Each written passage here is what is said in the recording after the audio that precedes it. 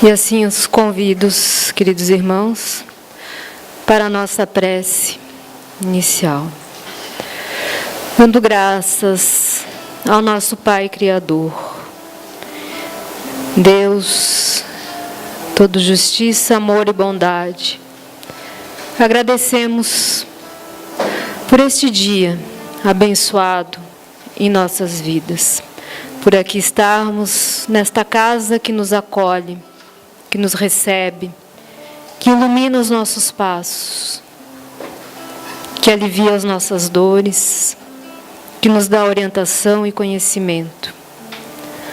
Obrigada, Dona Erna, nossa fundadora, Manuel Quintão, nosso mentor, espíritos amigos, trabalhadores espirituais desta casa, que nos guiam, que nos protegem, que nos auxiliam em todas as nossas atividades.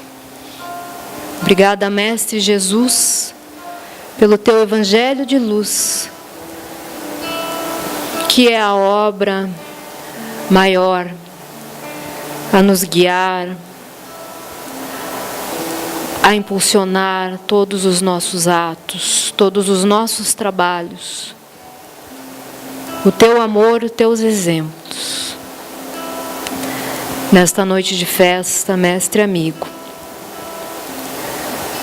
a nossa maior gratidão, pois é pelo Teu Evangelho que aqui estamos, seja pelo amor ou pela nossa dor que nos trouxe até aqui, não importa. Somos gratos e aqui queremos permanecer. Guie os nossos passos, ilumine os nossos caminhos, proteja-nos sempre. E hoje, nessa noite de festa, que serene as nossas mentes, os nossos corações, nos colocando receptivos às palavras de nosso irmão, que gentilmente vem nos trazer seus conhecimentos, conosco brindar, iluminando, intuindo, e a todos nós, mestre amigo, nos deixando a sua luz, o seu amor e a sua paz. Que assim seja. Então hoje temos a felicidade de, tradicionalmente, já é uma tradição, né, seu Olenir? Temos seu Olenir Teixeira, trabalhador do Centro Espírita de Joinville, mas muito além do seu trabalho em Joinville, trabalhador do movimento federativo, da Federação Espírita Catarinense, vice-presidente União e Unificação, né, seu Olenir? Já foi presidente da Federação Espírita Catarinense, acima de tudo um trabalhador da causa do movimento espírita. Ele vem falar para nós o tema Evangelho e Saúde, que a espiritualidade amiga lhe envolva e que tenhamos todos bons momentos aqui a lhe ouvir. A palavra é sua. As primeiras palavras nossas serão certamente dirigidas a vocês todos, mas não no sentido da palestra, mas para cumprimentá-los, para parabenizá-los pela noite de hoje, pelo dia de hoje. 64 anos desta casa, 64 anos da Casa de Jesus. Como a nossa irmã cantou há pouco, quanta luz esta casa tem e já prodigalizou em toda esta cidade querida. Parabéns, portanto, a todos vocês, à diretoria da casa, aos trabalhadores, a todos aqueles que passam por aqui, recebam a nossa vibração fraterna.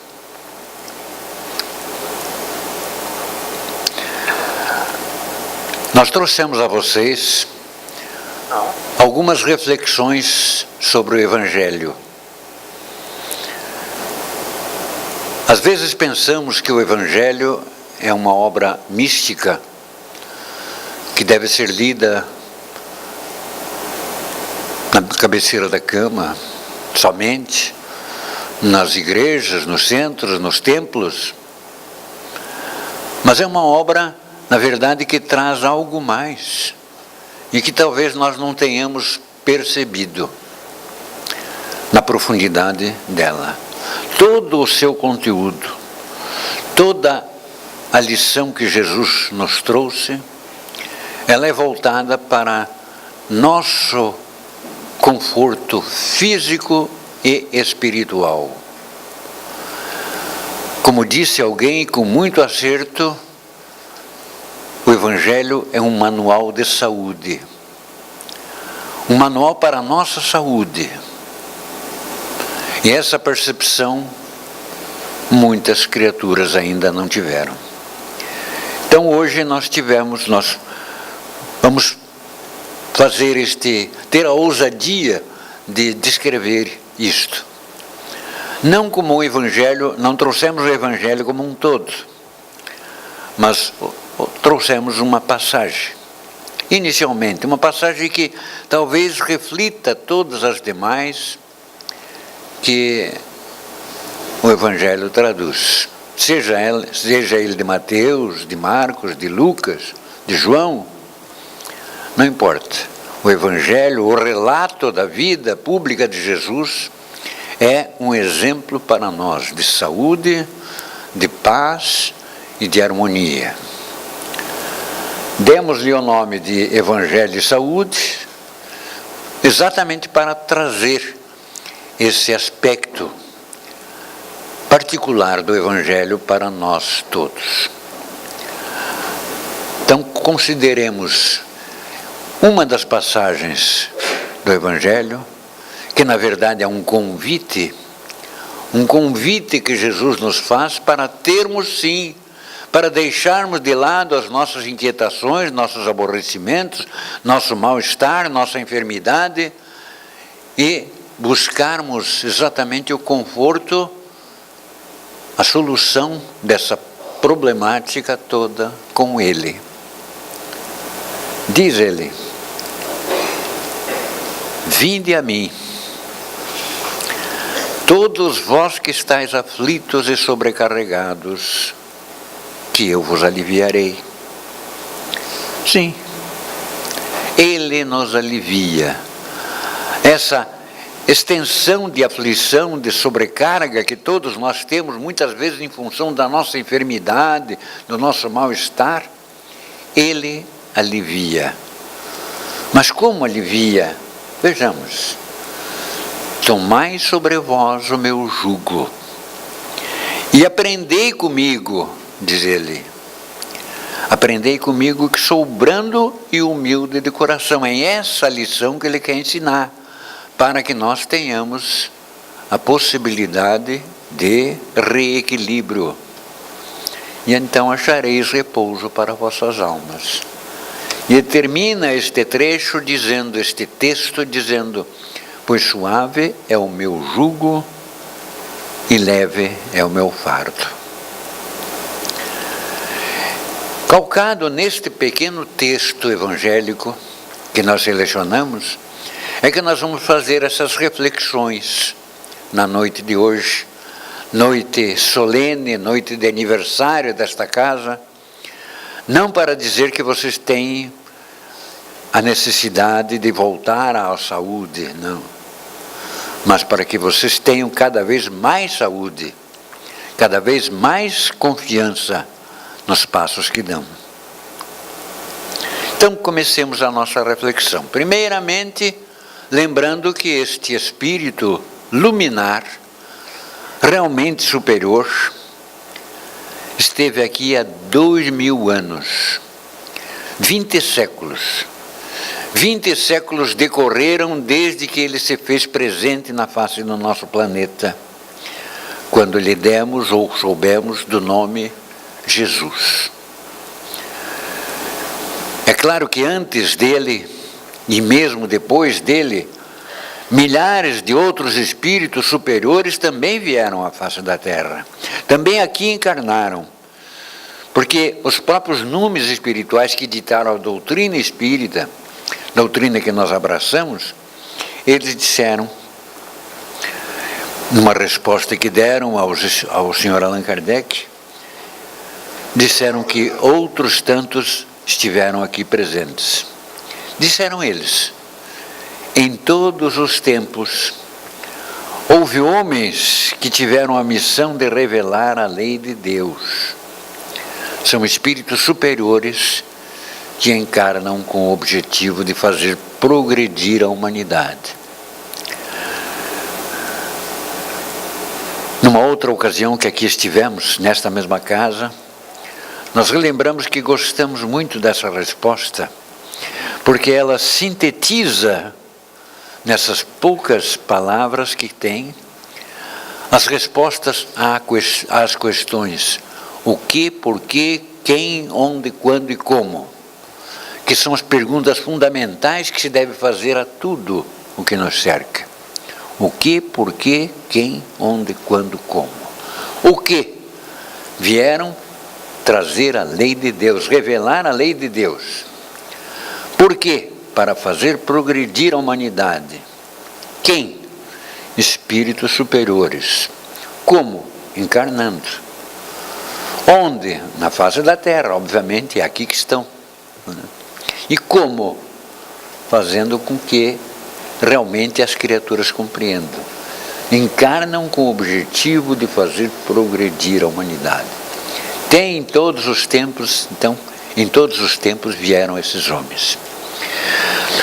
A própria história registra alguns nomes desses. E também já tínhamos mencionado em outra ocasião. Lembramos aqui de Confúcio na China, Forri na China, Zoroastro na Pérsia, Siddhartha Gautama, o Buda na Índia também, Krishna na Índia, Sócrates, Platão, Aristóteles e outros na Grécia Antiga, e assim por diante. Foram muitos, efetivamente, os espíritos superiores que aqui vieram no passado.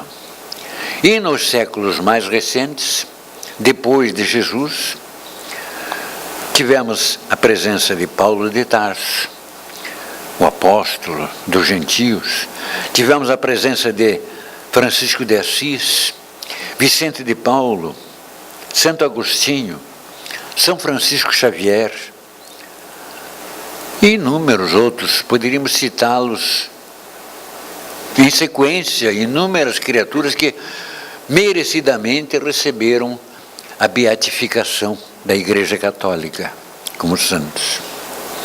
E até nas épocas mais recentes, no último século, por exemplo, da nossa existência física, do nosso calendário, no último século tivemos espíritos luminares que aqui vieram.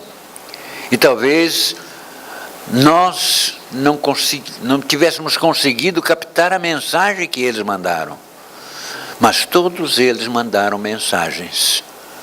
Foram, no último século, Mohammad Gandhi, Madre Teresa de Calcutá, Albert Schweitzer, Francisco Cândido Xavier, Divaldo Pereira Franco, que está presente ainda na nossa existência, e outros mais.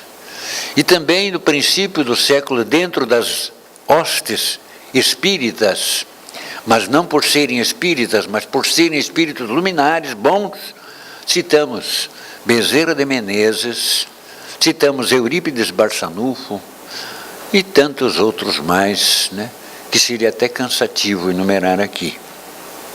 Mas de todos eles, sem dúvida alguma, Jesus de Nazaré, Jesus o Nazareno, indiscutivelmente é o mais elevado de todos. O mais elevado dentre essa pleiade de criaturas de Deus que constituem e que constituíram a humanidade no nosso planeta. respondendo à questão que formulada pelo Sr. Allan Kardec, que recebeu o número 625 na obra básica, o Livro dos Espíritos, qual o tipo mais perfeito que Deus tem oferecido ao homem para lhe servir de guia e modelo? Os amigos espirituais responderam com uma palavra curta, de 5 letras: Jesus. É o mais perfeito que aqui esteve, o tipo mais perfeito que Deus nos ofereceu para esse aqui. Porque pelas suas palavras e porque pelos seus exemplos mostrou-nos Ele os caminhos que deveríamos seguir para o alcance da perfeição, para aquele objetivo que Deus determinou para a nossa vida, fundamental para a nossa vida. E porque recebeu diretamente de Deus, do Pai, a missão de dirigir, desde o início, desde o primeiro momento, este planeta. Segundo relata Emmanuel, há 5 bilhões de anos, 50 milhões de séculos, Deus outorgou a Jesus, junto com outras criaturas, espíritos luminares também, crísticos também, outorgou a possibilidade de constituírem o planeta que nós habitamos. Desde as primeiras moléculas da sua formação. Então foi ele que recebeu a missão de dirigir este planeta desde aquele momento, constituiu e vai dirigi-lo.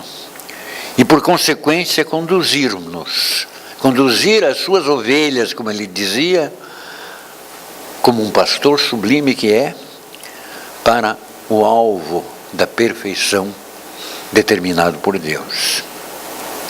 Por isso ele nos chamava de ovelhas. Das ovelhas que o Pai me confiou, nenhuma se há de perder. Aqueles fariseus que o desacreditavam, que procuravam meios de derrubá-lo através de contradições, ele disse também, certa feita, é para mostrar a sua anterioridade, para mostrar que era um espírito longevo. Ele disse, antes que Abraão existisse, eu já era. O que fez os fariseus se surpreender, mas como? Abraão viveu há muitos e muitos anos, mas antes que Abraão existisse, eu já era. Era há muito tempo atrás. Mas eis outras das suas assertivas. Eu não vim por mim mesmo, mas o Pai é que me enviou. Mostrando essa sua ligação com o Pai, com o Criador. Todas as coisas me foram entregues por meu Pai. Eu o conheço e obedeço a sua palavra.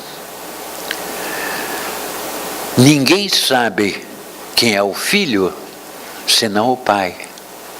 E ninguém sabe quem é o Pai, senão o Filho, disse ainda ele.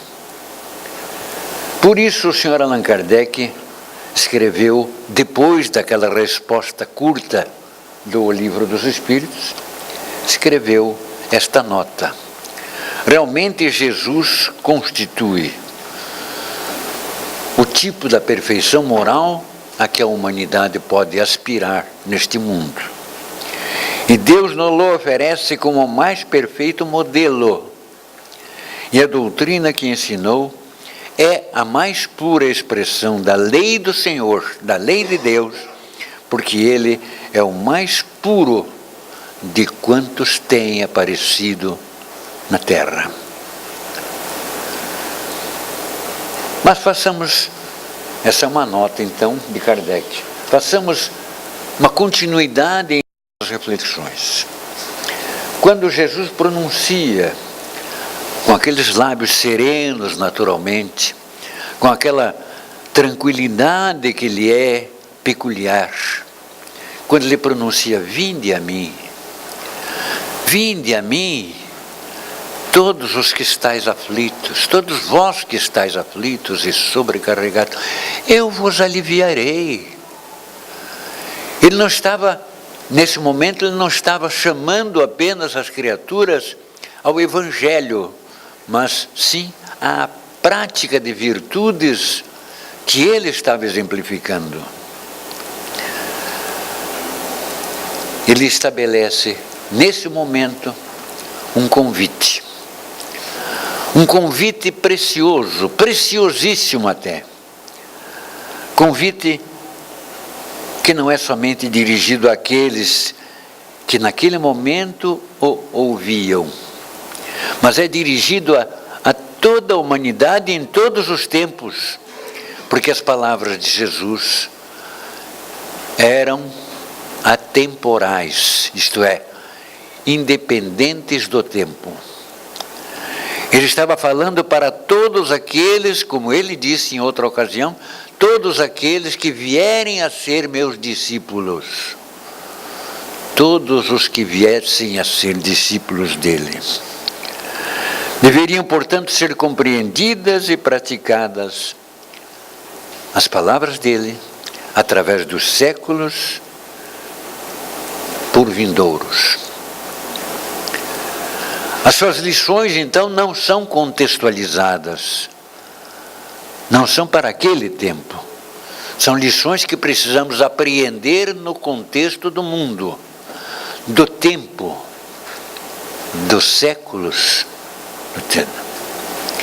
E ele focaliza nessa mensagem as nossas aflições, as nossas dificuldades, prometendo-nos alívio, né?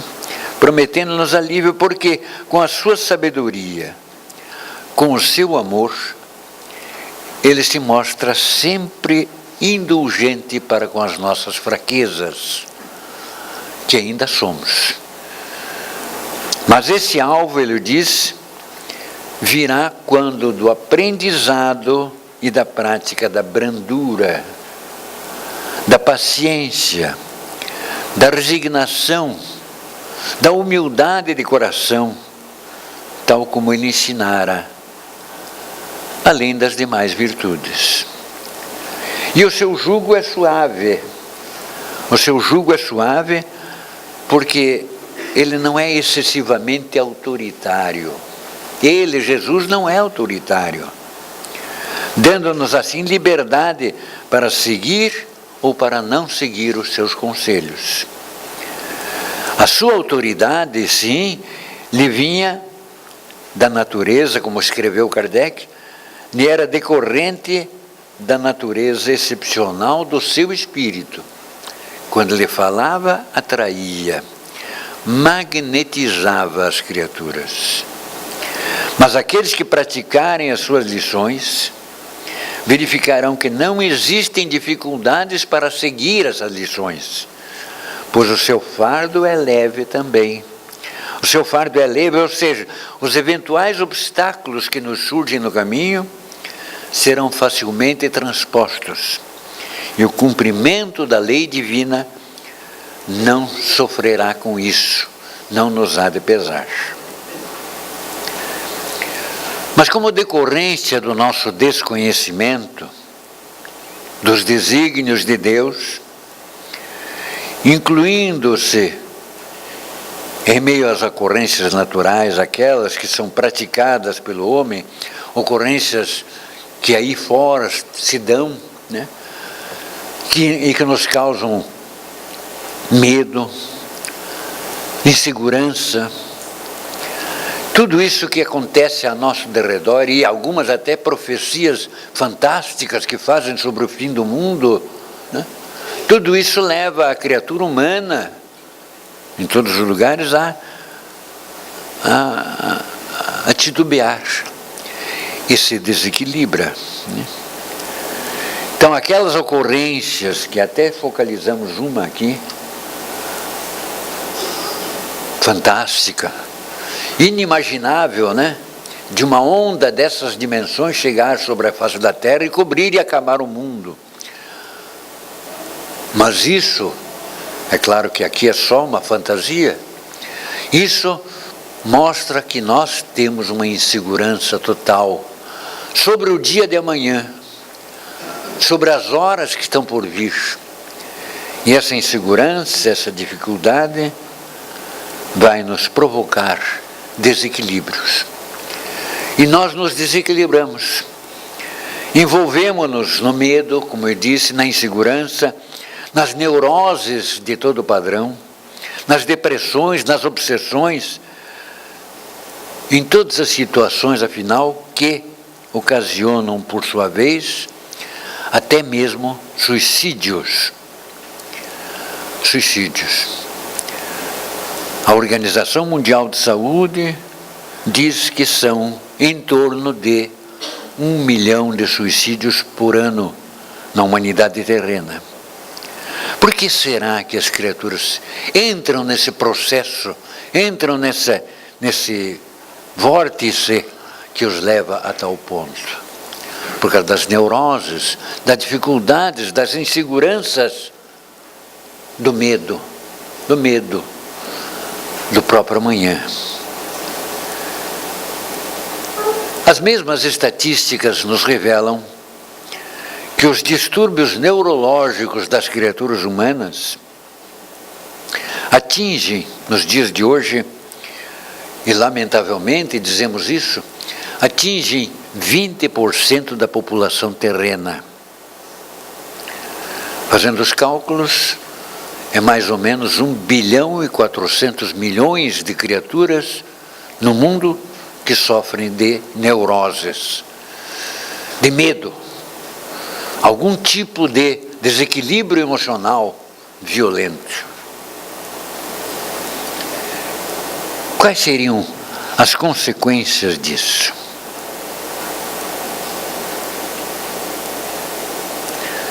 Numa sucessão de consequências, esses nossos desequilíbrios vão causar, então, vão nos conduzir a outros aspectos, que também são negativos.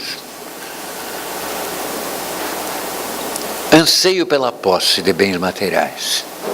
A criatura é insuficiente, ou com insuficiência, ou com insegurança, a criatura fraca, a criatura que ela volta-se para, então eu quero me assegurar, posse de bens materiais. Mas não é só isso. Passa a ter escassez de responsabilidade, seja na vida comum, na vida familiar, na vida profissional, o indivíduo passa a essa condição. Conflitos de ordem familiar. E ainda por cima, gozos de todos os matizes. Drogas, vícios os mais diversos, inclusive sexo desgovernado, desorientado. Tornamo-nos então mais uma vez fragilizados, mais fragilizados ainda. E agora física e moralmente. O nosso corpo começa a adquirir doenças, enfermidades, que poderiam ser evidentemente evitadas se os nossos pensamentos, se os nossos sentimentos fossem menos materialistas. E nesse quadro incluem-se até, podemos dizer, as doenças tropicais. É evidente que nós falamos aqui de algumas outras enfermidades devidamente programadas para a nossa existência, como expiações que devemos passar, doenças escolhidas na dimensão espiritual, sofrimentos escolhidos e que nós trazemos para a vida terrena ou padecemos em algum momento da nossa existência física dessa enfermidade, mas por uma ação também desequilibrada no passado. Lá no passado, cometemos ações que desequilibraram o nosso eu, como o nosso complexo bio-espiritual é composto por 3 partes: espírito, que sou eu, ser espiritual, corpo material e perispírito, que é o envoltório do espírito. As marcas que eu deixei no passado ficaram no meu perispírito, e é com ele que eu vou reencarnar. Então as marcas do meu passado eu as trago para a vida presente. Então, diante de todas essas situações, muitas vezes nos perguntamos: por que eu estou doente? Qual é a razão de ser da minha doença? Por que eu sofro tanto? Ou então, ao contrário, as criaturas que dizem que não sentem nada, dizem: eu me sinto bem, mas será que eu tenho realmente saúde?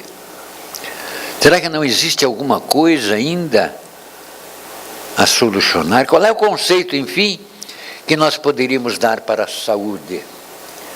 E nós fomos buscar na Organização Mundial de Saúde o conceito próprio de saúde. Um conceito que não é antigo, tem apenas 40 anos, é mais novo do que a Casa de Jesus, né? Bem mais novo. Foi em 1978 que a Organização Mundial de Saúde definiu como conceito de saúde isto. Saúde, o que é? É um completo bem-estar físico, psicológico e social. Físico, psicológico, social. Antes dessa conceituação, o que era saúde? Olhava-se para alguém e dizia-se: você está bem apessoado, tem saúde. Que bom. Olham para mim também, né? Dizem: poxa, com essa idade, que saúde, hein? Que nada, né? Não sabe lá do meu íntimo. Físico, psicológico e social. E por que físico, psicológico e social? Né? Porque até aquela data, então, que se acreditava a saúde como um bem-estar só, né? Como uma ausência de doenças, como uma aparência boa, né? Inexistência de sinais físicos e outros sintomas. Com esse novo conceito, a OMS, Organização Mundial de Saúde, definiu que o homem passa a ser considerado de forma holística, como um todo, um indivíduo, então, biopsicossocial. Biopsicossocial.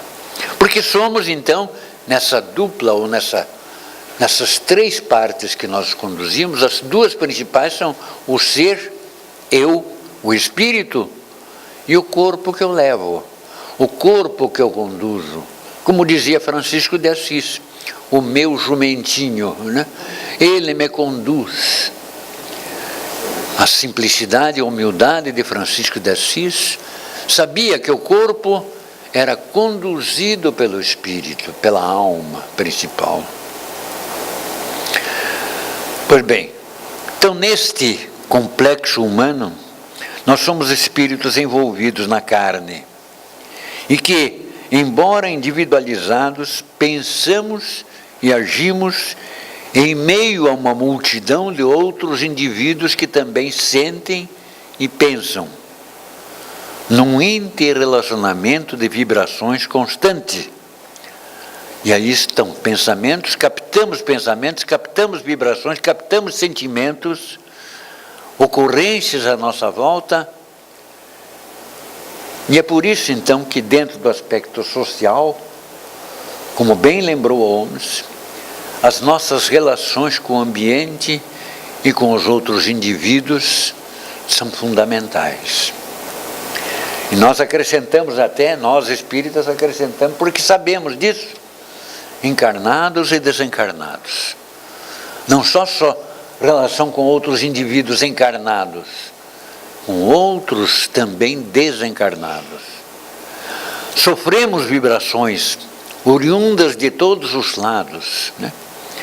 E essas situações levam-nos a determinadas situações, podem modificar o nosso contexto, o nosso conceito, se nós não tomamos a devida providência para a mudança. Então nós lembramos aqui que o nosso corpo material, é a mais perfeita, o instrumento mais perfeito que podemos conhecer no mundo. É a perfeição absoluta, tem uma obra divina, ou como disse Emmanuel, é um templo divino. Um templo. A máquina. E é surpreendente quando nós passamos a compreender esse organismo, esse sistema, esse conjunto que faz parte da nossa vida. É surpreendente. Então, na nossa vestimenta corpórea, ela foi planejada por Deus para funcionar na mais perfeita harmonia. Ela foi planejada para funcionar em harmonia, em equilíbrio, em organização. Tudo dentro dela, dentro desse corpo, deve estar em uníssono, ligado. O mais leve mau funcionamento de um lado pode desconjuntar todo esse corpo. Um desequilíbrio numa pequena engrenagem dentro dos nossos sistemas pode nos colocar em risco totalmente. Então, em nosso corpo existe um encadeamento entre todos os órgãos, entre todos os sistemas, abrangendo aspectos físico, psicológico, individual. Aspectos esses que, por sua vez, agem em consonância com o ambiente e com o grupo em que estamos localizados, em que vivemos. No livro Missionários da Luz, nós até selecionamos à parte aqui isto, porque é muito importante essa passagem. Missionários da Luz é um livro de André Luiz Espírito, ditado através de Francisco Cândido Xavier, uma das obras da sua série A Vida no Mundo Espiritual. E nessa obra, ele está visitando uma casa espírita, justamente na hora, talvez, do atendimento fraterno, na hora do passe, né? E estão observando as pessoas que ali estão. Então diz o instrutor para André Luiz, e ele anotou: indubitavelmente, André, entre os espíritos encarnados, as expressões mentais estão ligadas ao equilíbrio do corpo. Ao equilíbrio do corpo. Assim como a boa e perfeita música depende do instrumento fiel. Nós somos compelidos a reconhecer que cada filho de Deus deve ser o médico e o violinista de si mesmo.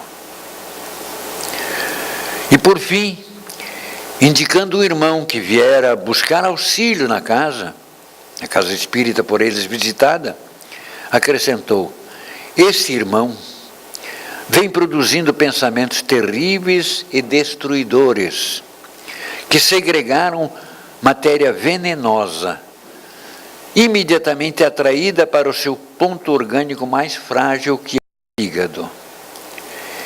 E ele poderia ser vítima de doença mortal do corpo, pois que a permanência da matéria tóxica indefinidamente na intimidade deste órgão determinaria movimentos destruidores para os glóbulos vermelhos, complicaria as ações combinadas da digestão e perturbaria de modo fatal o metabolismo das proteínas. Vejam como é que é.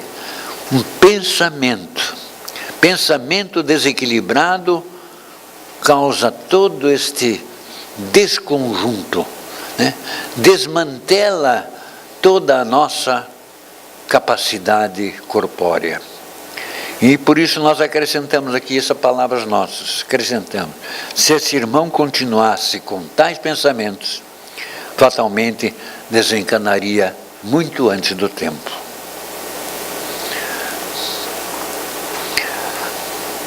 Um dos filósofos do passado, Goethe, Johann Wolfgang Goethe, filósofo e cientista, escreveu certa feita: no corpo humano, aquilo que consideramos como partes dele constituintes formam um todo inseparável. Então não existe parte, né? Uma parte, mas é o meu sistema. Não tem o meu parte de sistema, não tem nada. É um conjunto. Os sistemas é como o próprio universo. A Terra sozinha não funcionaria, ela está dentro de um sistema solar. Um desequilíbrio no sistema solar afetaria outros sistemas que estão próximos a ele.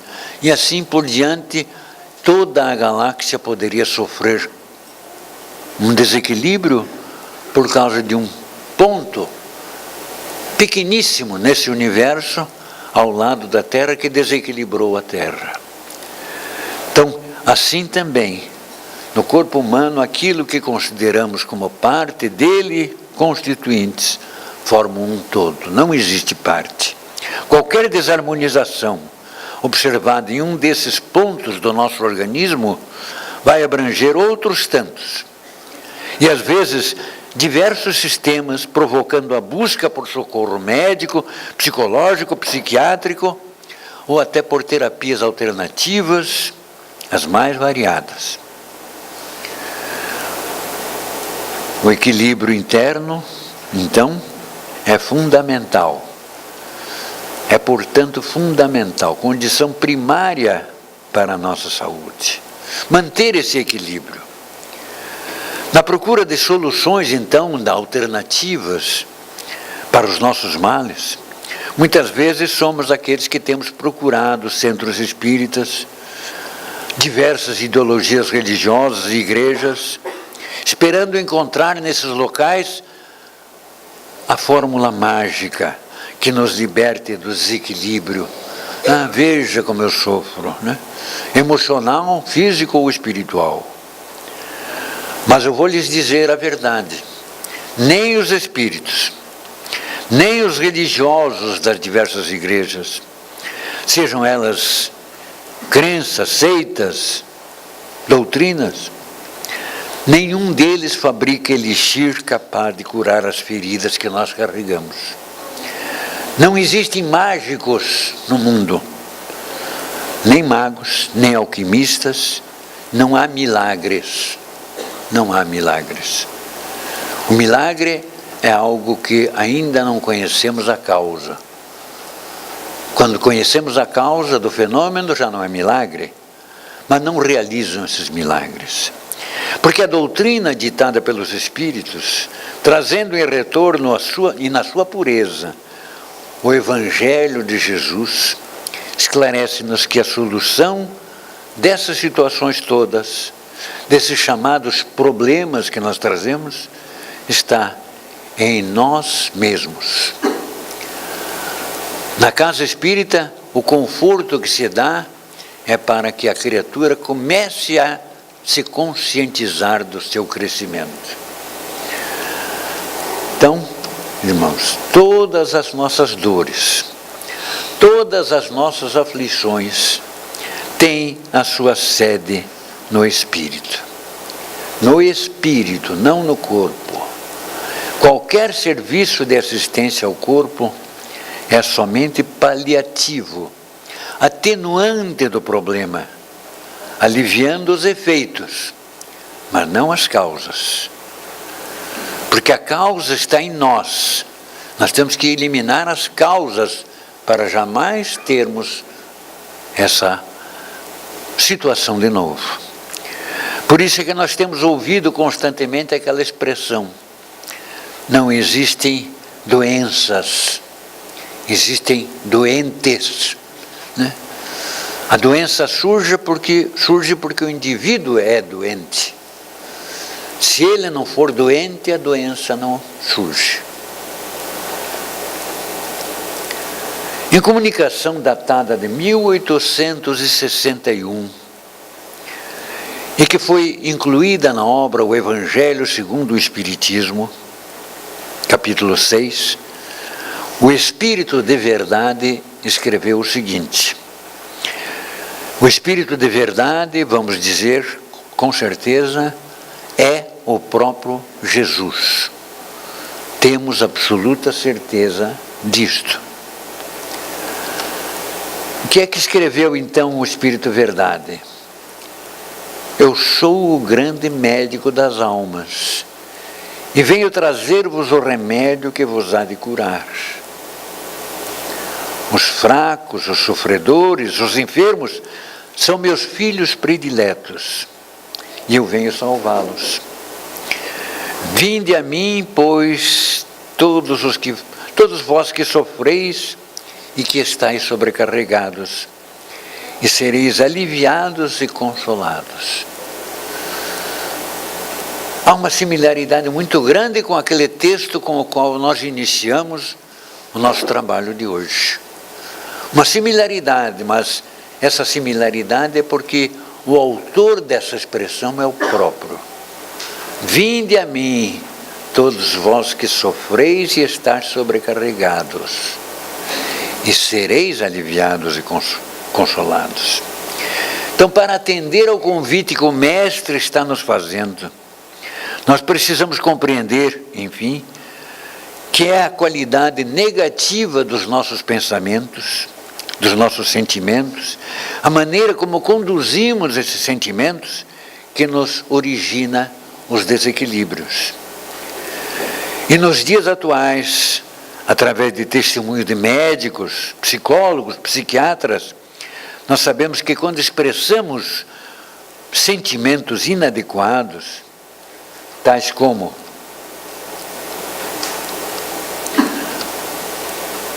alguma coisa, algum resquício que haja em nós de sentimento, egoísmo, orgulho, ciúme, inveja, cobiça, raiva, ódio, revolta, desejo de vingança e tantas outras paixões, quando temos alguma, por leve menção, ligamos-nos a alguma dessas paixões, por alguma razão, então nós sofremos, nós passamos. O que acontece? Quando os sentimentos inadequados surgem em nós, eles provocam a liberação de hormônios que dificultam a ação do sistema imunológico e causam o enfraquecimento dos sistemas inibidores das chamadas doenças, originando então as aflições. E aí surge a doença, surge a enfermidade, né? Prossegue. Descargas de adrenalina, descargas de endorfina, são efeitos de atitudes físicas que repercutem maleficamente em nossa alma. E aí tudo funciona desequilibradamente. Porque os sentimentos geram pensamentos e vice-versa. Corpo e espírito passam assim a sofrer essas consequências.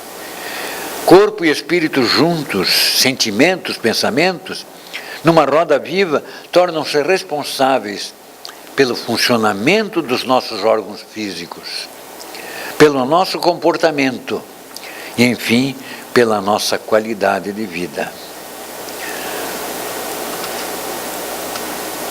Claude Bernard, um outro filósofo e cientista, Claude Bernard Saint-Germain, considerado o pai da fisiologia por alguns, escreveu que tudo o que sentimos, tudo o que pensamos e tudo o que fazemos estabelece relações em nosso organismo, no complexo físico e espiritual em que nos expressamos. Isso foi escrito há vários séculos E até parecia que ele já conhecia alguma coisa de espiritismo, né? Falando dessa forma. E um notável cirurgião, só para citarmos mais um exemplo, eu já passei das 9, vai até que horas? Até as 10? Estamos quase no fim, né? Mais 45 minutos. Brincando. Quase no final. Um notável cirurgião dos Estados Unidos, eu não anotei o nome porque realmente quando escrevi essas anotações não lembrei do nome dele, mas sei que ele pronunciou essas palavras. Ele disse que 90% das cirurgias que ele havia realizado, 90% das pessoas que ele havia operado não necessitariam da cirurgia se tivessem tido uma vida mais regrada. Regrada no sentido de sentimentos adequados, de pensamentos adequados. Uma atitude mental, disse ele, uma atitude mental, moral e espiritual corretas para com a vida. Então, como numa aeronave, as dores que nos surgem são advertências, são sinais vermelhos que nos dizem ter saído do plano original. São um chamamento de Deus. Como se diz, cuidado, se atravessou a linha perigosa, volte. Semelhantemente a um aviso do GPS, nós devemos então reprogramar os caminhos.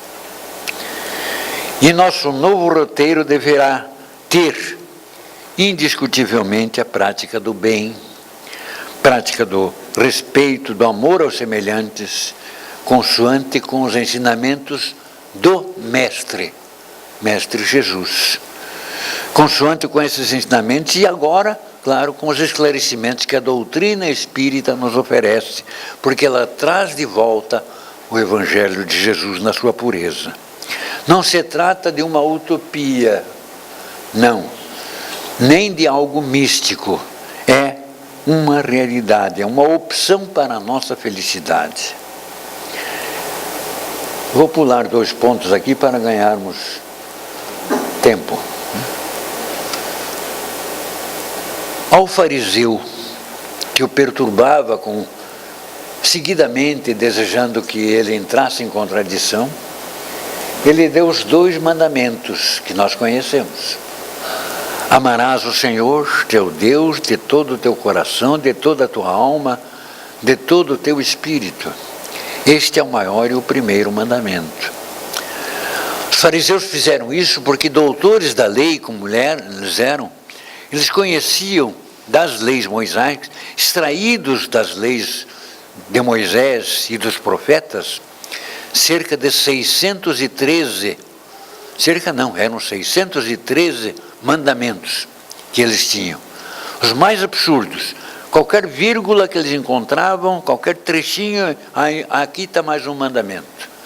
Por isso o fariseu pergunta, de todos os mandamentos, qual é o maior? Jesus deu este. Onde é que ele foi buscar isto? Lá no Êxodos. Deuteronômio, perdoe. No Deuteronômio, o livro de Moisés, as mesmas palavras.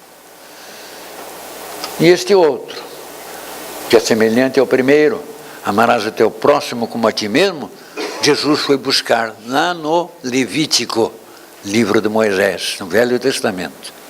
Então ele buscou pinçou lá no final, lá no Velho Testamento, no Antigo, das leis de Moisés, e trouxe e disse, esses cumpra. Esses são os maiores mandamentos, não há nada. Toda a lei e todos os profetas estão aqui neles. Né? Então, são esses 2 mandamentos que nós temos que considerar.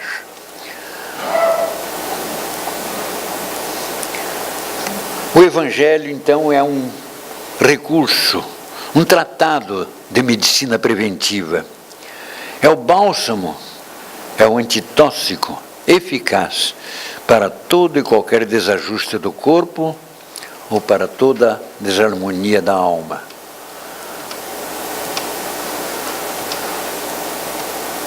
apresenta-nos uma terapia recuperadora, ao mesmo tempo em que nos oferece a libertadora. Cumprindo o Evangelho na sua pureza, nós nos libertamos de todas e quaisquer inseguranças que possam surgir sobre nós. Nós nos libertamos completamente. As lições deixadas por Jesus constituem o mais completo código de conduta para os seres humanos e para os espíritos na face da terra. E quando praticados, elas nos promovem uma reação positiva, trazendo saúde, felicidade e paz. E quando ignoradas, essas leis trazidas por Jesus, quando ignoradas, elas nos causam dificuldades. E por surpreendente que seja, trazem diversos tipos das chamadas doenças, tanto na esfera física, quanto na espiritual ou na emocional. Ele nos convida permanentemente a segui-lo. Vinde a mim, todos vós que estáis aflitos. Ou eu sou o grande médico das almas e venho trazer-vos o remédio que vos há de curar. Muito obrigado pela atenção. Ficamos por aqui hoje. Graças a Deus. Nós agradecemos, Sr. Olenir, nesse dia de comemoração para todos nós, ele que gentilmente veio até aqui nos trazer essas palavras de grande sabedoria, grande conhecimento.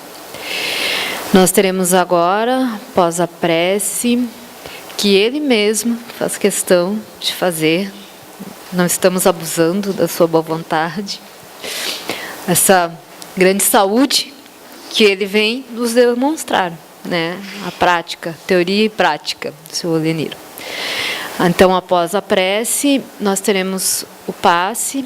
Aqueles que não desejarem receber o passe, pedimos, por favor, que se retirem em silêncio.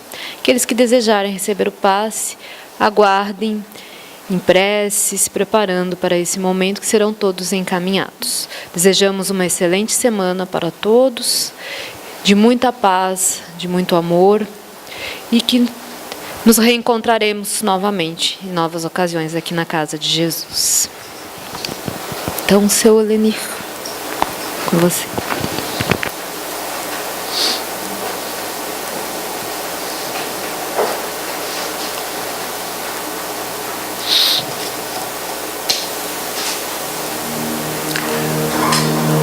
Aniversário desta casa, 64 anos. E nós faremos a prece de encerramento do trabalho de hoje. Um poema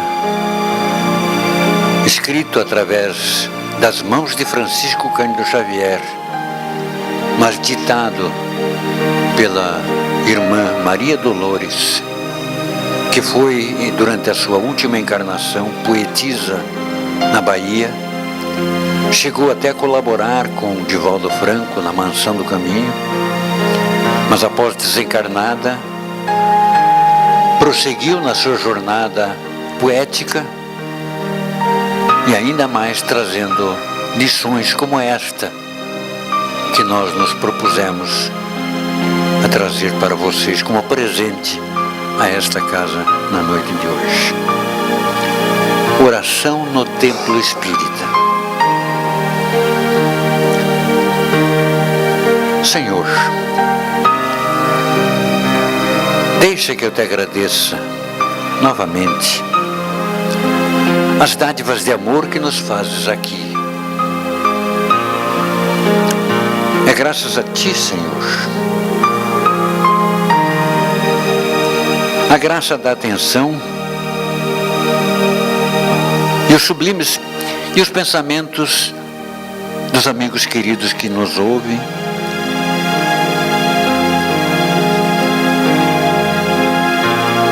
Perdoe, vamos ler aqui. devo, Senhor, a Ti a graça da atenção e os nobres pensamentos dos amigos queridos que me ouvem, ofertando meu próprio coração nos ouvidos atentos. É por eles, Senhor, por eles, na alavanca da estima, que eu aspiro caminhar montanha acima, sonhando a evolução com que Te possa ver em toda parte, no anseio de encontrar-Te. Agradeço-Te ainda, de espírito contente, este recinto amigo, doce, claro, em cujo seio a dor de tanta gente encontra proteção, abrigo e amparo. Sobretudo eu agradeço por toda a mão que Te serve nesta casa e toda a voz que ensina a celeste grandeza da doutrina em que a Tua palavra descortina ante os filhos da terra o reino do amor puro por meta luminosa do futuro. Agradeço-Te mais o teto generoso, a luz que nos ilumina, o livro que nos atende, o perfume de amor que se desprende da mesa que nos acolhe, o exemplo dos que sofrem sem qualquer rebeldia e a fé, Senhor, daqueles que Te louvam dia após dia, doando aqui a bondade, o entendimento e apagando em Teu nome toda marca de sombra ou de sofrimento. Enfim, Senhor, por todos os tesouros que nos dás neste pouso de paz, que fulgura ao clarão da esperança divina, tesouros de alegria, de vida e luz, deixa que eu Te repita. Obrigado, Jesus. Obrigado.